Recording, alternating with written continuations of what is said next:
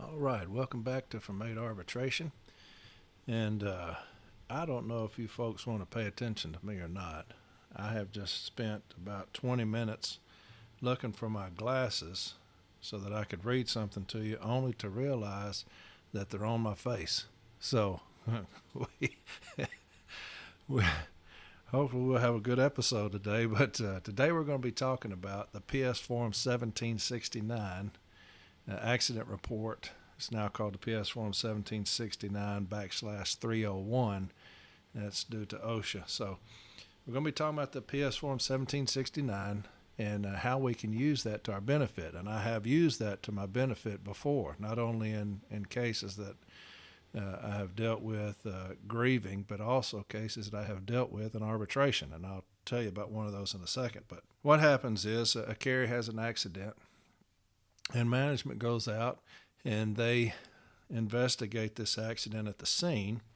And when they come back, they're required to fill out a PS Form 1769. Now, when you get that report, you have to use that against management. We have to. When you get a letter of charges, management's going to write whatever the accident is. If it's a simple side swipe or if it's rollaway, it's always going to be the worst accident that's ever happened in the history of the Postal Service. And numerous lives could have been lost because of this accident. If you knock over a pot beside somebody's mailbox that had a flower in it, that's the worst possible accident that could have happened, and you don't need to be driving. For instance, I had a case. I was assigned as an outside steward here recently, so I had to drive to a different part of my state and represent this man. And he was delivering mail, and there was a basketball goal that stretched out over the street. So he maneuvers around it, but the net caught a screw on the top of his vehicle. It was a freak accident. I mean, it caught a screw. And so he didn't see it. He drives off, but pulls the basketball goal over and breaks his mirror. When we got the report, it stated that thank God there weren't kids out there, or he would have just run over them because he was so distracted. Now, here's a man who was just delivering mail, maneuvered around it, thought that he had maneuvered around it, and caught the bottom of a net. And management states that lives could have been lost because of the negligence of this man, the seriousness of this accident. My God, thank the Lord that the street wasn't filled with kids, or he would have killed every single one of them. First off, that's how management feels about you. Here's a manager that the only time they risk an accident is if they fall out of their chair. That's the only time they'll ever have an accident, or if they burn themselves drinking coffee while they're sitting in the air conditioning while we're out there in the heat. But regardless, they labeled this accident as the worst accident in history. This man, he does not deserve to be driving. He deserves to be fired. It went on and on and on about this accident. So I get the 1769, and in number 10, where it says serious accident, it says no. So the individual who wrote up this removal, of course, labor wrote up the removal, but she signed it. When she went out there and investigated the accident, it was her signature on the 1769. She determined at the scene of the accident that it was not serious. Because in number 10, where it says serious accident, yes or no, it says no. But by the time this cat got removed, he was Evel Knievel driving down the street intending to kill people. That was a contention of mine. Here's the same lady who did the same investigation, who signed the 1769 saying it wasn't a serious accident, yet in the notice of removal, this man is a danger to not only himself, but the kids in the neighborhood, the parents. It was ridiculous. So we got to start looking at those 1769s and making that contention. When management gives you that notice or the letter of charges, and they write down that this was the most heinous act of driving that they've ever seen, get that 1769, and 100% of the time, not 99.9% of the time, but 100% of the time on number 9, it's going to say no. I mean, on number 10, that it's going to say no, that it was not a serious accident. Make that contention at the informal step A. Get that right off the jump, okay? Don't leave that for the formal A. Don't leave that for the advocate to find. Let's find that at the informal A, okay? Also, if you'll look on there, and I believe it's going to be number 61. I think 65 is where they sign it. 61, I believe, it's going to say preventative action. It will always say provide training instruction. It's always going to say that. So why is it that I'm looking at a removal or a 14-day or a 7-day or a letter of warning when at the day you went out there and investigated this thing, you felt that it would be wise to provide training? Well, now the man no longer has a job. What happened in between the time you investigated the scene of the accident till now? So let's contend those things, okay? I had an arbitration years ago, back in 2012. Had a gentleman, he got out of his vehicle and it rolled away on him. He didn't report it. The carrier came in, it was a Saturday, I remember that. Carrier came in on Monday to do the route and goes to the vehicle, and half of it's tore off.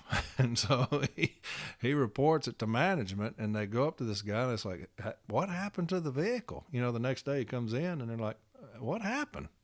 Oh, I had a rollaway. So, of course, they remove him. So I'm defending him in arbitration. I'm looking through the file, and I see this 1769. No contention was made about this 1769. So I'm looking at it, and sure enough, on number 10, it says serious accident, and they put down no. Under 61, it says preventative action, provide training. So I questioned the manager. I'm like, did you fill this out? Yes. Do you feel that you did a proper or thorough investigation at the scene? Oh, yeah. We went back and retraced this thing, and we did all this. We had experts come out there. And I said, oh, you had experts come out there? You did? Oh, yeah, we had experts come out there. And what did y'all determine? Well, he was up at the top of the hill. He gets out. The vehicle's still running. I said, it's still running. I said, you could determine that from 2 days later. Yes, it was still running. I said, wow. I said, and what happened? Well, it just goes running down the street and hits this fire hydrant and catches that fire hydrant and tears half the vehicle off. I said, my God, that must have been terrible. Oh, yeah. And so you determined all this at the scene of the accident? Sure did. I said, man. I said, well, we were lucky, weren't we? Yeah. Well, let's go to this 1769. Is that your signature right there? Yes, it is. Okay, so you filled out this form? Yeah, I did. All right, great. Let's go to number 10. What does it say right there? Serious accident. I said, and what did you decide to put down after all this mayhem when you'd reenacted this accident? No. Oh, so you determined that after all this destruction and mayhem that you just described to the arbitrator, that it wasn't a serious accident? No. I said, oh, okay. And let's go to preventative action, number 61. Now, we're here on a removal today, right? Oh, yeah. But at the scene of the accident, when you had all these experts out there and decided that this man here had one of the worst rollaways in history, what did you say preventative action should be? Training. Well, here's what the arbitrator said when he rendered his decision. It's arbitrator Lawrence Roberts, and it's C number 30421. C30421. And this is what he says on page 12. He says, in fact, the employer's own PS Form 1769-301 accident report indicates a preventative action to be provide training and instruction. That same form did not characterize the accident as being serious in nature.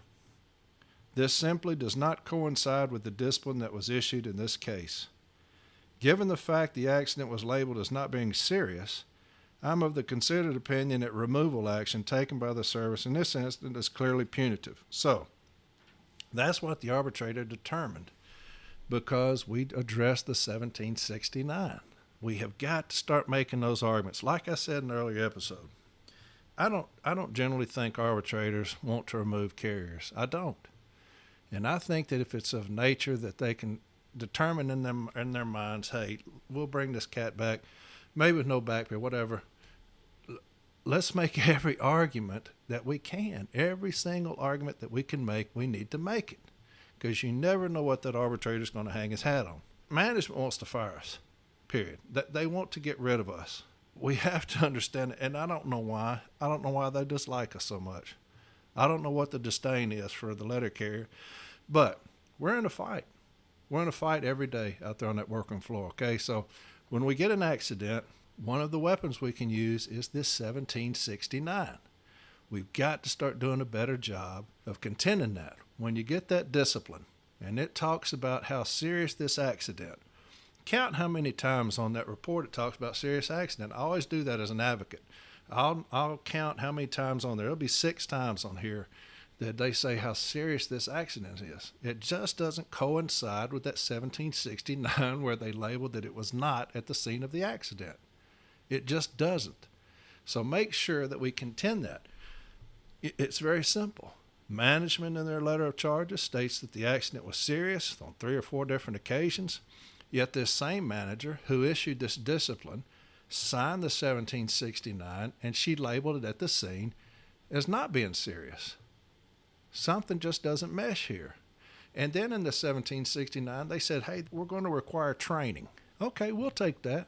We'll take training. But what happened from the date of the accident to the date of this removal, where we went from we're going to give him a training to we're going to take him away from his livelihood, right?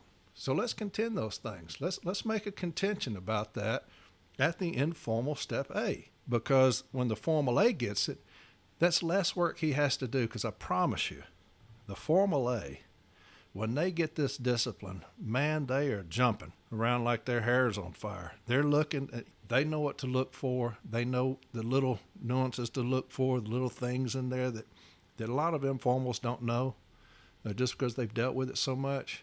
So let's help them out as much as possible, so their job's not near as hard when they get this case file at the formal A. All right? So again, the 1769, let's pick out those arguments that we have there. Number 10, there's a serious accident, yes or no. Let's catch them on these things. Let's address them at the informal A. That's a great argument for us. I just showed you an arbitration site where the arbitrator hung his hat on that. It happens all the time. So let's catch those things. Let's contend those things. And that's going to be it for this episode, the 1769. And let's use it to our benefit, because management screws that up every time. And let's use it against them, okay? Let's help our brothers and sisters out as far as that's concerned. When you get that discipline, when you request that information, if the 1769 is not in there, make a specific request for the 1769. All right? And then scour over that thing, look at it, look over every line. All right? Let's do a good job at the informal, man.